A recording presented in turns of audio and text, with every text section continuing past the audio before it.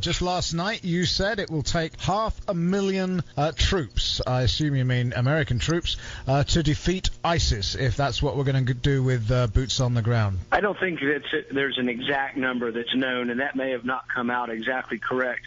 But I think that the president saying he's going to send 50 people in there is ludicrous. You don't send 50 people to war.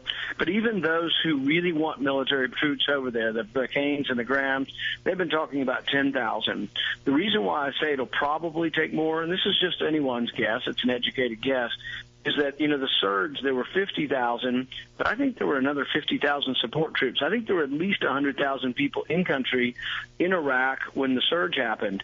So my point is while I don't think American troops are the right answer, but if I were doing it, I would go in with overwhelming force. I wouldn't go in there with a token force of 10,000 and think I'm going to defeat 30,000 people with 10,000. I'd go in with 3 times as many people, and I'd go in with armaments greatly exceeding their capacity. I wouldn't go in halfway.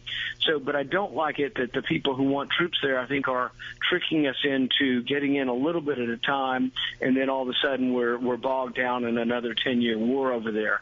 I don't think it'll lead to any kind of lasting victory, because I think we can defeat them militarily, but as soon as they see Americans patrolling their streets, a new generation of resentment rises, and people are like, we don't want those Americans over here. We don't want those Christian crusaders, those infidels over here. And the never-ending cycle goes on. But what if it were Sunni Muslims standing on the street who actually live in Tikrit and live in these different towns, who stand up and say no to ISIS? And maybe we help these people, but the actual fighting and the person they're staring in the eye is another Sunni Muslim who says, you don't represent me or my religion. My religion is not one that kills women and children, and therefore you're going to die.